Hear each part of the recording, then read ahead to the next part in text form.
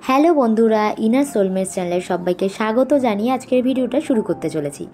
আজ বানাবো হলো মুরগির লাল ঝোল।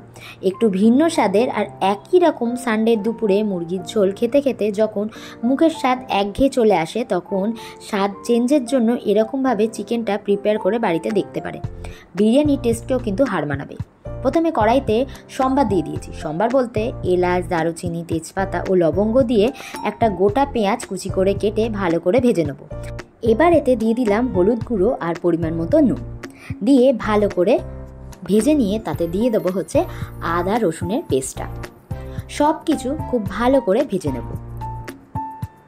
আর ভেজে নেওয়ার পরে একটা টমেটো, সেটাকে 4 পিস করে কেটে নিয়েছি। আর কুচি কুচি করে কেটে নেওয়া ক্যাপসিকামগুলো কড়াইতে দিয়ে খুব ভালো করে কিছুক্ষণ ভেজে নেব। আর আজকের চিকেন ম্যারিনেশন করার প্রিপারেশনটা কিন্তু দেখাবো না। যেরমভাবে রেগুলার বেসিসে করে থাকি ঠিক সেরমভাবেই কিন্তু চিকেনটাকেও ম্যারিনেট করে নিয়েছি। চিকেন ম্যারিনেট করতে প্রথমে দিয়ে দিয়েছিলাম পেঁয়াজ পেস্ট, আদা রসুনের পেস্ট, হলুদ, সামান্য একটু লেবুর রস, সর্ষের তেল, দই দিয়ে ভালো করে মেখে প্রায় আবারের মতো রেখে দিয়েছিলাম। আর দেখুন আমার কিন্তু টমেটো আর ক্যাপসিকাম ভাজাটাও মোটামুটি হয়ে গেছে। এবার এই ম্যারিনেট চিকেনগুলোকে আমি দিয়ে দেবো। তার আগে সামান্য একটু চিনি দিয়ে দিলাম যাতে করে কালারটা খুব ভালো আসে। ভাজার পর সব কিছু ভাজা হয়ে গেলে এবার যে ম্যারিনেট করা চিকেনগুলো ছিল সেগুলো কিন্তু এবার কড়াইতে দিয়ে দেবো একটা একটা করে।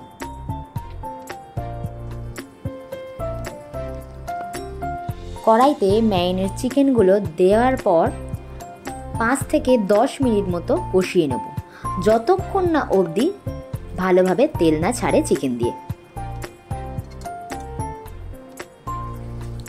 এপিট ওপিট করে খুব ভালো করে সব কিছুর সাথে মাখিয়ে নিলাম চিকেনটাকে।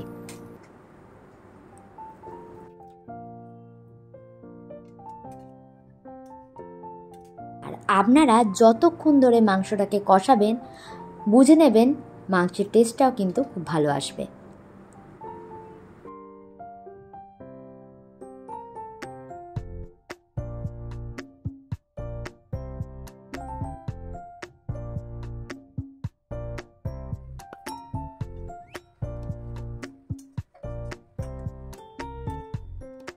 আর অনেকক্ষণ ধরে মাংসটাকে কষানোর পর দেখুন কি সুন্দর তেল ছেড়েছে। তো এবার আমি একটু লাল লঙ্কা গুঁড়ো অ্যাড করে দিলাম যাতে করে কালারটা খুব ভালো আসে।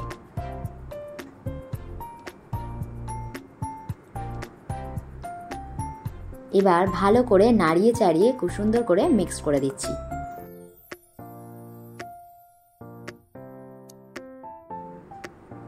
তো এবার ম্যারিনেট করা চিকেনের যে গ্রেভিটা ছিল সেটা অ্যাড করে দিচ্ছি।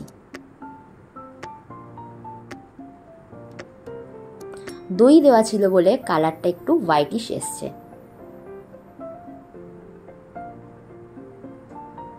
ভালো করে আবারও সব কিছু মিক্স করে দিয়ে এবার কিন্তু আমি গরম জল দিয়ে মাংসটাকে প্রায় 5 থেকে 10 মিনিট মতো কষিয়ে নেব যাতে করে খুব ভালো করে সিদ্ধ হয়ে যায়।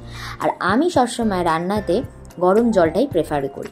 ঠান্ডা জল দিলে মাংসের যে স্বাদ বা যে কোনো রান্নার যে স্বাদটা সেটা অনেক সময় নষ্ট হয়ে যায়। দেখুন বেশি করে জল দিয়ে দিয়েছি যাতে করে মাংসটা খুব ভালো করে সিদ্ধ হয়ে যায়। তো 5 মিনিট এইভাবে ঢাকা চাপা দিয়ে ফুটিয়ে নেব। তো 5 মিনিট পর দেখুন জলটা অনেকটাই মরে এসছে। তো এবার মনে হলো যে একটু নুনের প্রয়োজন আছে, তাই 1 টিস্পুন মতো আমি কিন্তু এখানে নুন অ্যাড করে দিয়ে দিলাম। এবারই এই ঝোলের স্বাদ চেঞ্জের জন্য আসল যে ইনগ্রিডিয়েন্টসগুলো আছে সেগুলো এবার এক এক করে দিয়ে দেব। তো প্রথমেই দিয়ে দিচ্ছি হাফ চিপি মতো কেওড়া জল, আর দিচ্ছি হাফ চিপি গোলাপ জল, আর সামান্য একটু টমেটো সস এখানে অ্যাড করলাম যাতে করে স্বাদটা একটু ব্যালেন্স হয়। এখানে টমেটো সসটা কিন্তু অপশনাল, আপনারা চাইলে অবশ্যই স্কিপ করতে পারেন। ভালো করে আবারও একটু ফুটিয়ে নিচ্ছি যাতে করে সব ফ্লেভারগুলো মাংসের সাথে খুব ভালো করে মিক্সড হয়ে যায়।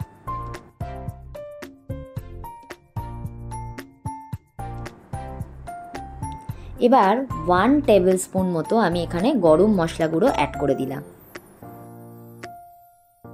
আর একটু ঝাল আনার জন্য দিচ্ছি 1/2 টিস্পুন মতো মরিচ গুঁড়ো। 2টো কাঁচা লঙ্কা মাঝখান থেকে চিড়ে দিয়ে দিলাম। তো দেখুন মুরগির লাল ঝোল কিন্তু মোটামুটি একদমই রেডি হয়ে গেছে। আর ওপর থেকে একটু ধনিয়া পাতা অ্যাড করে দিলাম যাতে করে ফ্লেভারটা খুব ভালো আসে। এবার ওভেন অফ করে কিছুক্ষণ ভাপে রেখে দিয়েই আমি গরম গরম পরিবেশন করব। তো আজকের রেসিপিটা আপনাদের কেমন লাগলো জানাতে কিন্তু অবশ্যই ভুলবেন না। আর ভালো লাগলে একটা লাইক, শেয়ার অ্যান্ড সাবস্ক্রাইব করে রাখবেন চ্যানেলটিকে। আর চ্যানেলের যদি নতুন দর্শক হয়ে থাকেন তাহলে চ্যানেলটিকে অবশ্যই সাবস্ক্রাইব করে দিয়ে পাশের যে বেল আইকনটা আছে ওটা প্রেস করে দিয়ে যাবেন যাতে করে পরের ভিডিও নোটিফিকেশন সবার আগে আপনার কাছে পৌঁছায়। ভালো থাকবেন, সুস্থ থাকবেন, টাটা।